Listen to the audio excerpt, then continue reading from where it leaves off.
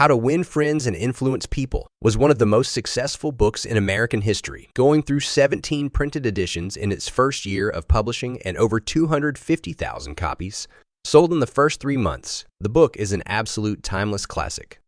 Since then, the book has sold over 30 million copies worldwide and annually sells more than 250,000 copies. When it comes to learning people skills, this is the book to read. In this video, we'll be exploring the top 9 life lessons that you need to know from How to Win Friends and Influence People by Dale Carnegie. Lesson 1. The Power of a Smile. Dale Carnegie quoted, "Actions speak louder than words, and a smile says, 'I like you. You make me happy. I'm glad to see you.'" A genuine smile conveys warmth, acceptance, and goodwill. It's a universal language that transcends barriers and brings people closer. We live in a fast-paced, often disconnected digital age. People yearn for genuine human connections more than ever. When you smile at someone, whether in person or virtually, you're signaling that you care, that you value them. It's like a gift you give freely, and it costs nothing. But here's the real kicker. When you smile, it's not just the other person who benefits. You do too. Studies have shown that smiling can reduce stress, boost your mood, and even make you more approachable and attractive to others. So start your day with a smile. Smile at your loved ones, your coworkers, your barista, and even strangers you pass by. Make it a habit and watch how it transforms your world. Lesson 2. Become genuinely interested in other people. Dale Carnegie quoted, "You can make more friends in 2 months by becoming interested in other people than you can in 2 years by trying to get other people interested in you." It's all about shifting our focus from ourselves to others. We often connect with others most deeply when we show genuine curiosity and interest in their lives, thoughts, and experiences. So make an effort to become genuinely interested in the people you meet. Ask questions, actively listen, and seek to understand their perspective. You'll be amazed at how this can deepen your connections, build trust, and influence people positively. Remember, it's all about shifting our focus from ourselves to others. Lesson 3. Remember and use people's names. Dale Carnegie quoted, "A person's name is to that person the sweetest sound in any language." Our names are deeply personal to us. When someone remembers and uses our name, it signals that they see us as individuals, not just a face in the crowd. It shows respect and recognition. Imagine you're at a conference or a social event, and someone greets you by your name, even if you've only met once before. How does that make you feel? Special, right? It immediately creates a positive impression and strengthens the bond between you and the other person. So practice remembering and using people's names. When you meet someone new, make a conscious effort to repeat their name in conversation. By doing this, you'll not only make others feel valued, but also leave a lasting positive impression. Lesson 4. Be a good listener. Dale Carnegie quoted, "To be interesting, be interested."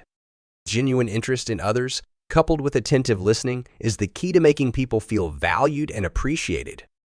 Think about the last time you had a conversation with someone who truly listened, who hung on to your every word and asked meaningful follow-up questions. How did that make you feel? Valued, respected, and understood. That's the power of active listening. So practice active listening in your interactions. When someone is speaking, give them your full attention. Avoid interrupting or formulating your response while they talk. Instead, focus on what they are saying and respond thoughtfully. Ask questions that show you're engaged and genuinely interested in their perspective. Lesson 5. Talk in terms of the other person's interests. Dale Carnegie quoted, "Talk to someone about themselves and they'll listen for hours." People are naturally drawn to conversations that revolve around their favorite subjects, which is about themselves. When you take an interest in what matters to them, you create a genuine connection that goes beyond superficial. So the next time you engage in a conversation, pay attention to the other person's cues about their interests. Ask open-ended questions that encourage them to share more about what they love or care about. If you're unsure, simply asking, "What are you passionate about?" can be a great conversation starter. Lesson 6. Make the other person feel important. Dale Carnegie quoted, "The unvarnished truth is that almost all the people you meet feel themselves superior to you in some way."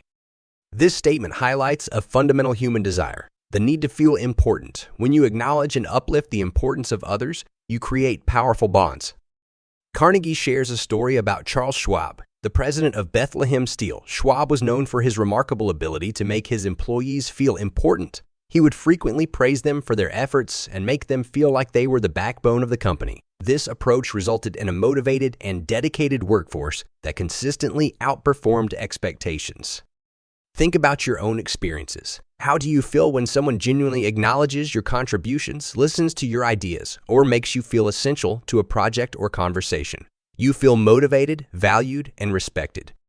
So make a conscious effort to acknowledge and appreciate the people in your life. It can be as simple as expressing gratitude for a job well done, praising someone's unique skills, or actively listening when they share their thoughts. You can also practice using their name, as we discussed earlier, to show that you value their individuality. By making others feel important, you not only strengthen your relationships, but also inspire them to perform at their best. Lesson 7. Avoid criticism and condemnation. Dale Carnegie quoted, "Criticism is dangerous because it wounds a person's precious pride, hurts their sense of importance, and arouses resentment." Carnegie argues that criticism rarely achieves positive results. Instead, it can lead to strained relationships, resentment, and defensiveness. Carnegie shares a story about a prominent manufacturer who received a complaint from a customer about a defective product. Rather than responding with criticism or excuses, the manufacturer praised the customer for bringing the issue to their attention. They promptly replaced the faulty item and included an additional gift as a goodwill gesture. As a result, the customer not only continued to do business with the company, but also became one of its most loyal customers. So when you find yourself in a situation where criticism or condemnation might be tempting, take a step back. Instead of pointing out flaws or mistakes, focus on finding solutions and offering constructive feedback. Approach the situation with empathy and understanding, seeking to resolve the issue while preserving the other person's dignity. Lesson 8. Let the other person feel that the idea is theirs. Dale Carnegie quoted, "No one likes to feel that he or she is being sold something or told to do a thing. We much prefer to feel that we are buying of our own accord or acting on our ideas." People are more likely to be invested in an idea or plan if they feel a sense of ownership over it. Carnegie shares a story about a supervisor who needed to address a safety issue in the workplace. Instead of imposing his solution, he asked his team for their ideas on how to improve safety. This approach made the employees feel valued and empowered. They proposed various solutions and took ownership of implementing them, leading to a safer work environment. So when you want to introduce a new idea or persuade someone to consider a different perspective, present it in a way that allows them to feel it's their own. You can achieve this by asking open-ended questions, seeking their input, and guiding the conversation to a point where they naturally arrive at the desired conclusion.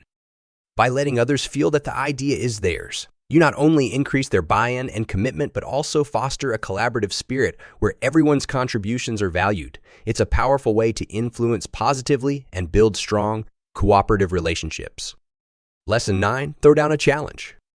Human beings have an innate desire to overcome obstacles and achieve goals. Carnegie shares a story about Charles Schwab again, the president of Bethlehem Steel, who was faced with the challenge of increasing steel production. Instead of simply giving orders to his employees, Schwab made it a competition among departments. He offered a cash prize and recognition to the department that could boost production the most. This friendly competition sparked innovation and enthusiasm among the workers, leading to a significant increase in output.